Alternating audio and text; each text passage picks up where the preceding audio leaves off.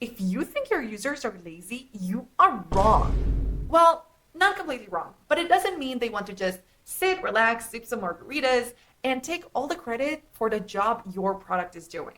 They want to put some effort in it, as if it's their own. In this video, we're going to discuss why sense of ownership is crucial to user satisfaction and how to create it. To start our deep dive, let's rewind to the late 1950s, when cake mix revolutionized baking. Just add milk, mix, and bake. This innovation sounds so perfect for busy housewives. However, sales didn't skyrocket as expected.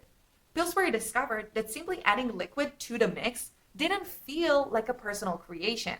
Compliments on the cake's taste only intensified this feeling of inauthenticity. In response, Pillsbury revamped their mix, adding additional steps that required additional effort from their users. Say what? Although it seemed counterintuitive, it effectively changed the perceptions of users on the simplifying baking process. The extra steps made housewives feel more involved in the process, resulting in increased sales.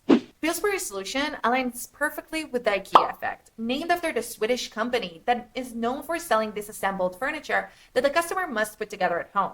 Their immense popularity is a clear reflection of how much we hypervalue our own creations. A chair that was built with the customer's personal touch would be valued much higher than the same identical chair that wasn't built by the same person. Head over here to learn more about the IKEA effect and how it impacts our lives. To maximize user satisfaction, it is crucial for product developers to discern between steps users should play an active role in and the ones they should just delegate. Making this distinction is even more important in the age of AI. For the first time in history, we rely on technology not only to accelerate processes, but also to completely assume our workload. With the invention of Google came the instant ability to answer questions we might have. With the invention of AI language models came the instant ability to generate conclusions. And with that, our sense of ownership is at risk. Before we discuss on how we can address this problem, make sure you hit the subscribe button for more guidelines on how to build an amazing customer experience for your product. So, what can we do to enhance sense of ownership? The key element is to focus on how users perceive their own contribution into the final product. According to the psychological ownership theory, we don't need to buy a product in order to consider it our own. An extended interaction might be enough. OpenAI demonstrated a keen awareness to this theory by shifting the input-output interaction to a complete dialogue the users have with ChatGPT. Encouraging back-and-forth discussion during the generative process increased the sense of involvement on the user's side, and therefore, their sense of ownership. Although humankind is a lazy species, we don't necessarily want the easiest way to get from point A to point B. We want to be useful, just not exhausted. To identify which parts your users want to perform, try A/B testing. Eliminate different steps each time to locate which parts are considered most time efficient in the eyes of your users. Remember, focus on the quality of the steps, not the quantity. Aim for maximum interaction and minimum effort. The goal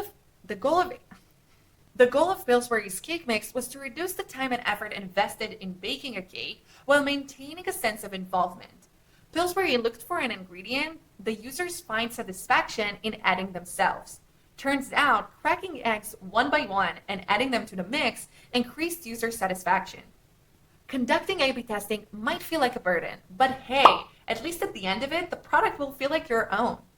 A 2012 study reveals that when individuals feel confident in their own abilities, they don't need to derive value exclusively from products they've built themselves. In other words, if your users feel capable and valued, they won't have this overwhelming need to claim the final creation as their own.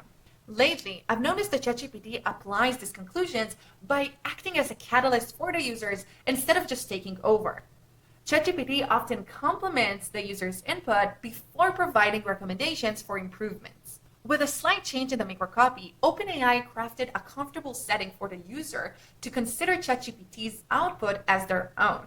Once users feel that AI simply reduced the time required for a project, they will be much more open for taking shortcuts facilitated by the product. What are your secret ingredients to form a sense of ownership while using your product? Please share in the comments below. To learn more about how to leverage behavioral science theories into product management, make sure you watch these next.